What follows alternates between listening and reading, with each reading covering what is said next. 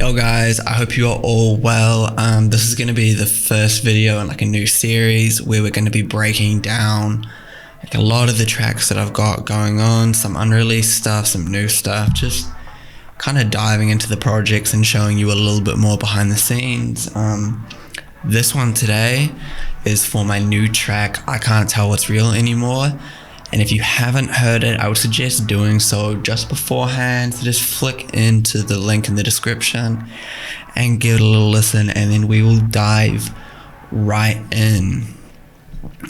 So if we open up the project here, the song really starts from like a, I know it's quite an atmospheric intro. It's quite like a haunting sort of eerie vibe, and that was kind of what I was going for. I was going for this big track that I was making to play at like all the intros to my sets, and for that I kind of just worked with this synth here. Yeah, so if we pull this one up, this is the same synth patch I used for Fever Dream. So it's just, you know, your basic saw from Serum. You got a vocoder with a modulator on it, just making it sound kind of fun.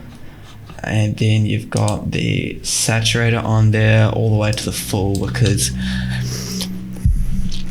I like to play fucking dangerous, baby. Most of the synth is built. It's very simple. Like it's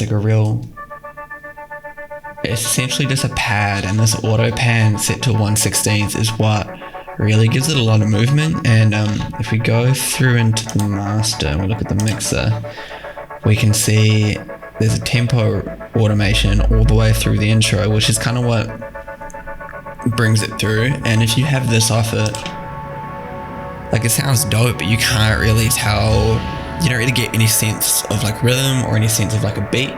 So there's just something about that increasing with like a very rhythmic sound that makes it feel like you can tell that that's speeding up. You can tell that that's what it's doing. And in terms of like a technique, I thought that was really dope for like setting the scene for what the track was. And then a lot of the intro really is just textures and stuff. So we've got this one. This one's just like a whirly pad. It kind of adds additionally to that one. It's got some tremolo on it. I use this a lot, this little EQ3 technique. You can't see because it's frozen, but if you look at it there, you just turn the lows and the highs off, and like instantly it sounds like a little broken radio. The next thing we have in the intro is this little thing here, which just a little melody line that is playing now, but the real character in it are these two things. So we've got the reverb there, and then you got this redux, which is kind of a technique I stumbled upon. I didn't necessarily mean to do it for this, but it works really well when you have like a little bit of bit reduction after some reverb. So what it does is, like, when that reverb tail kind of comes out, it just sounds like a radio is like breaking. So it creates these like really nice textures and like really like kind of crispy tones. Yeah, but I feel like that's like a big part of what kind of like drives that intro and gives it that like spooky kind of broken sound, is that this boy, I love him. But that's pretty much it. Like, in terms of the key parts there in the intro, it's just a lot of pads. The original version, which I play out still, has this very I can't play a lot of it, but you can see what, like, I was trying to recreate some of those like pads and some of the atmosphere from that, because I'm a big Skins fan, and I haven't outgrown my emo angsty phase. I had to put it in. I don't know, it's dope. It works really well. I still play that version out in my sets, but you can see, like, when you listen to it, that I was trying to recreate a lot of those sounds there. Nothing's real, nothing's solid, everything's fantasy. Yeah, I can't play too much, otherwise I'll get I'll get arrested by the police. Yeah, like that's most of the intro done. Like, you know, the break is more or less the same thing, just with like more of that redux effect that makes it all broken and stuff.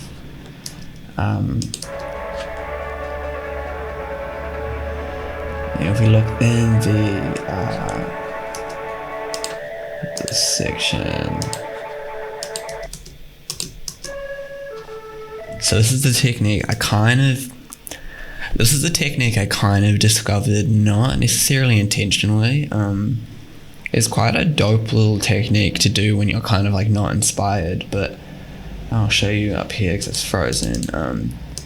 If we open that, you can see how it's like kind of just random, and I like to do it with like a lot of like different things. You can use like chords and pads and vocals, and in this case I think I used a vocal loop from Kara, and you just chuck it into like a MIDI line, and what it does is it makes these really dope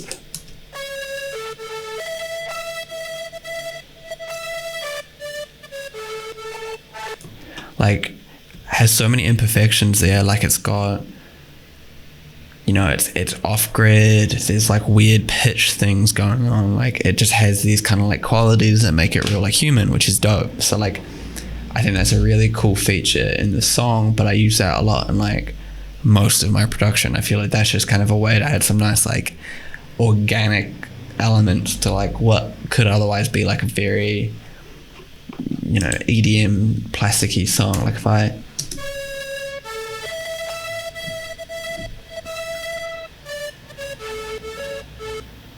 like that sound bad. That sounds bad, my guy. Most of the movement in like the drop section comes from this little trigger channel. So what we've got is this kick doing the most, and what that's doing is it's going to a gate. Where we got it?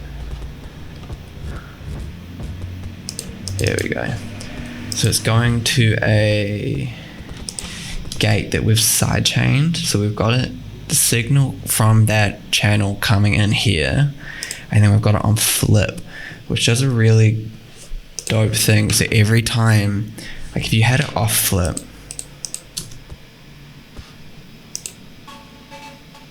every time that kick hits, there's sound that's coming through. But if you hit flip, every time the kick hit, it ducks real quick. So like you can use that real rhythmically. Like it just adds a lot of movement, which I feel is real important. It's like all together. It's like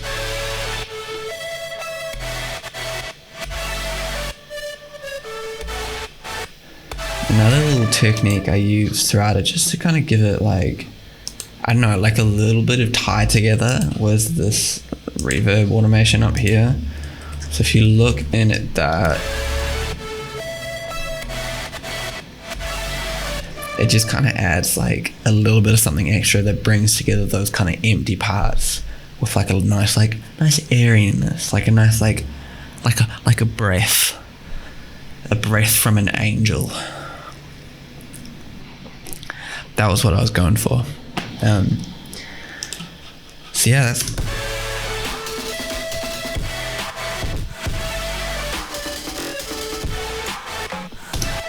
the drums end up playing like quite a big part in the song too. Like in the intro, I've got all of those like timpanis and taiko hits.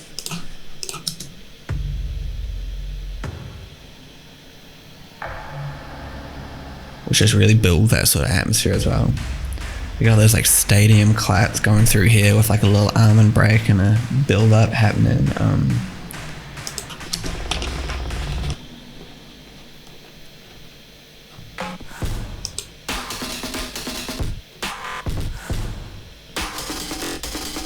I think that was a really cool technique too. Like I don't usually pitch drums. Like I'm not typically like the type of producer to go through and spend like a lot of time making sure everything's like,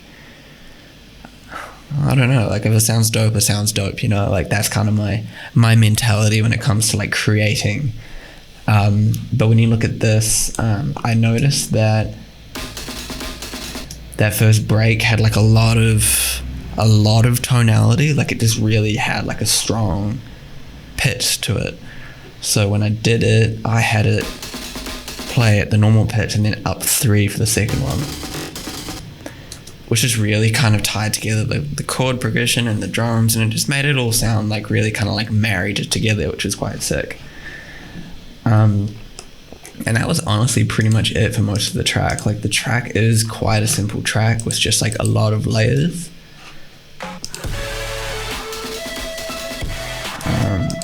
The effects here. So we originally had the splice vocal in there, which was, and like I wasn't too keen on keeping it just because like everyone could do that, but I still really liked it, so I remade it. So I just got real close up and went,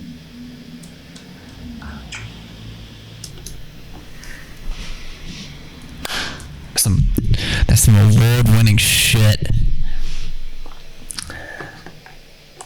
And that's pretty much it. Like that's most of the structure of the song. Like all together, you got the second half, which just goes into that double time bit, and I have this little vocal effect that I did there. I just recorded myself saying a bunch of random stuff and did some frequency shift stuff here with this little tool I use, which added quite a cool effect like right before the second drop.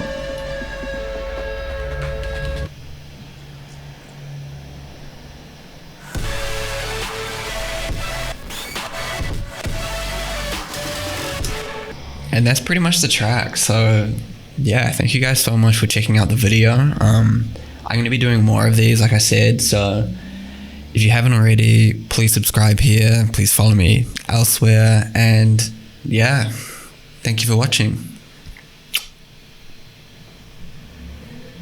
The f*** was that? What the fuck?